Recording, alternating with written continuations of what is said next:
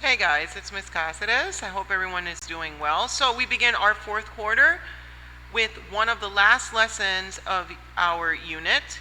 We have a collaborate and compare once again. First we'll begin with a novel in verse from the crossover series by K. Alexander. And then we have a poem that's entitled Double Doubles by J. Patricia Lewis. Our essential question remains the same. How do sports bring together friends, families, and communities? We're going to be comparing the themes at the end once we've read both. And first, for the crossover, we have a quick start activity. Have you ever heard a rap with a story that caught your imagination? What happened? What about the rap made it special? Now, one of these things I think you guys could focus on is most definitely flow vocabulary. We've used it before, and there's a lot of rap to it. Mostly explaining parts of stories, but definitely a good way to go. So take your time, analyze what you're going to write down, and then write it in.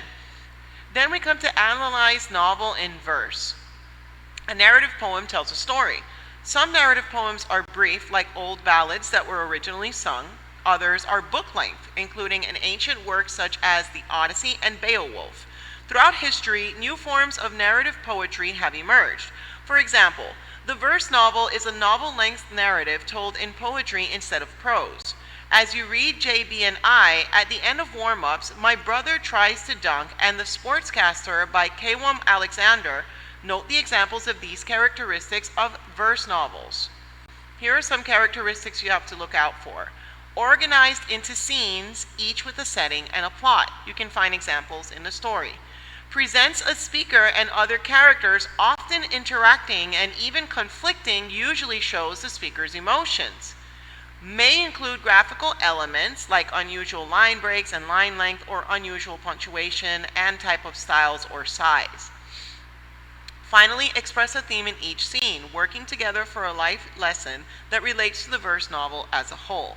Now let's go back up here and take a look first at a couple of elements we have to look for when we are reading a verse novel. It has many characteristics of a story, including the setting, the characters, and a plot, which may include a conflict. It's structured in groups of lines instead of in paragraphs. It usually uses vivid word choice and figurative language to make the topic easy to visualize.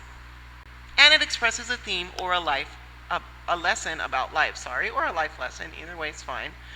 Now, it's time to analyze metaphor and personification. Poets often use figurative language to express their ideas in imaginative ways. Figurative language is not literally true, but it can be used to emphasize ideas, create mental images, or stir readers' emotions. Two common types of figurative language used in poetry are metaphors and personification. In a metaphor, the poet compares two basically unlike things that have one or more qualities in common. A metaphor makes a direct comparison and does not use the words like or as. An example of that is, the basketball court was a swarm of activity. This metaphor compares the players to a swarm of insects. It helps create a feeling of intense and fast-moving action. In personification, the poet gives human qualities to an animal, object, or an idea. Here's an example. The ball taught about things for a moment and then dropped through the net. This personification creates a mental image of a basketball that does not fall through the net right away. It adds suspense to the scene. As you read these three poems by K. Alexander, look for the examples of figurative language and think about what the poet wants to say and think of mental images or he wants to create.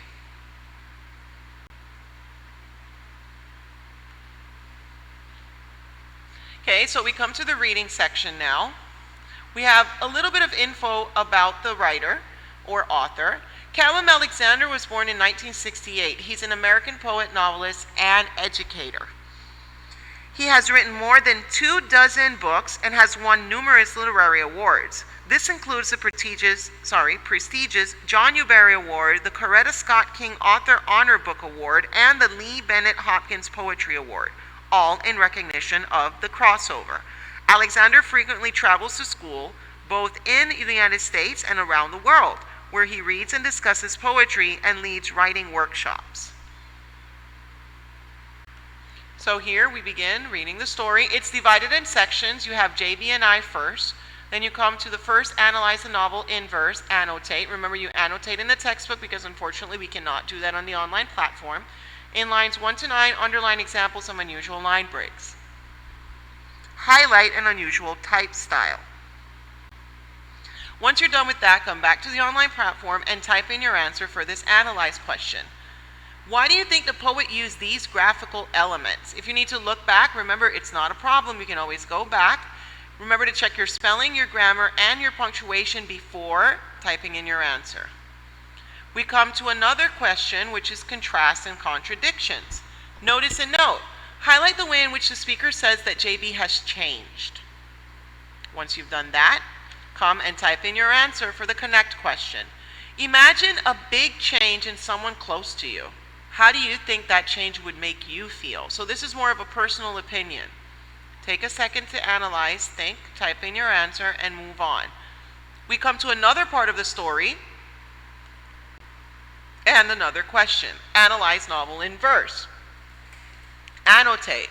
In lines 1 to 8, highlight the words that the speaker is either saying to or thinking about JB. Then come to the online platform and respond to the infer question. A narrative's plot usually focuses on a conflict. What conflict do you see in these lines? Type in your answer. Here's a picture of a basketball going into the hoop or the net, people's reaction to that. And here we have analyze, metaphor, and personification. Annotate. In lines 9 to 18, highlight an example of a metaphor and an example of personification. Once you've done that, come back to the online platform and respond to the critique question. How does this figurative language contribute to the reader's understanding and enjoyment of the poem? Basically, the question is saying, by using the metaphor or personification, how does this make you understand or enjoy the poem even more? Type in your answer. Then we come to another one, words of the wiser. Notice and note. Highlight the advice that the coach offers to the players. Remember, you can only annotate in the textbook, not here on the online platform. Then we come to the interpret question. What lesson does the coach want the players to learn? Type in your response. There is a quick video here. Please pay attention.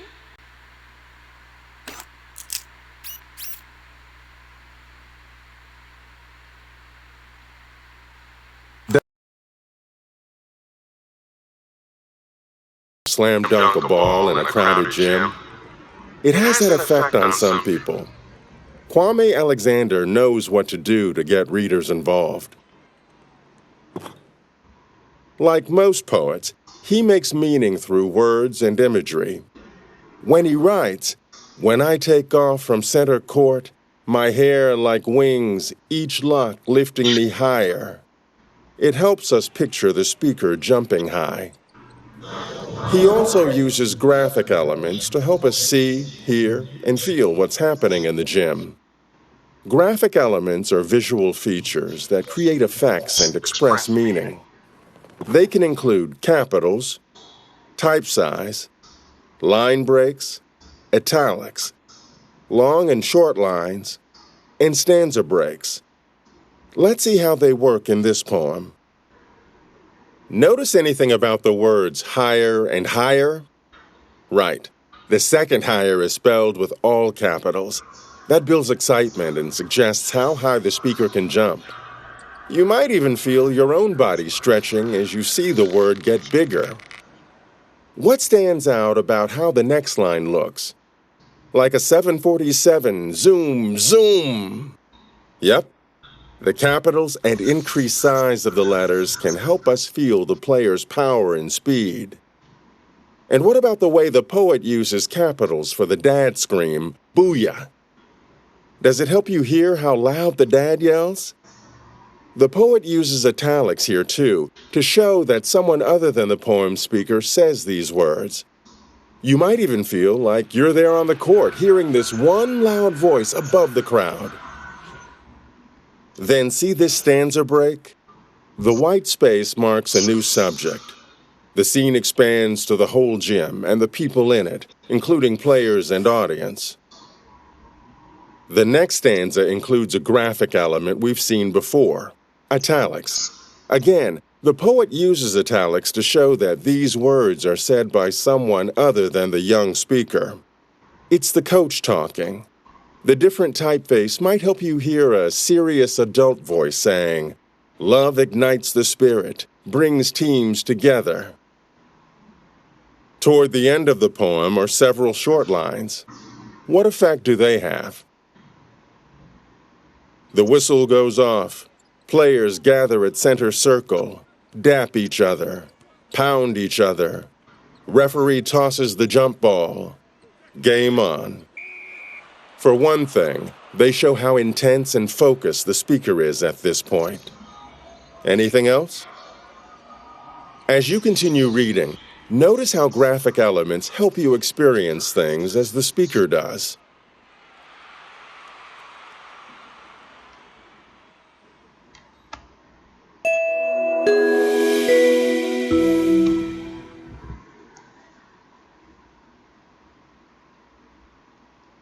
So I hope that video helped you guys out a little bit more to understand how the structure of a writing of a story can really influence you as a reader.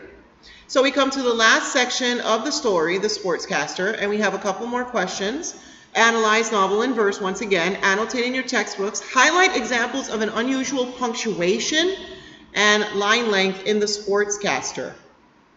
Once you've done that, analyze what do you think the poet chose these unique graphical elements. Well, I hope you guys enjoyed the poem. Can't wait to see the results in class. Have a great day. Bye.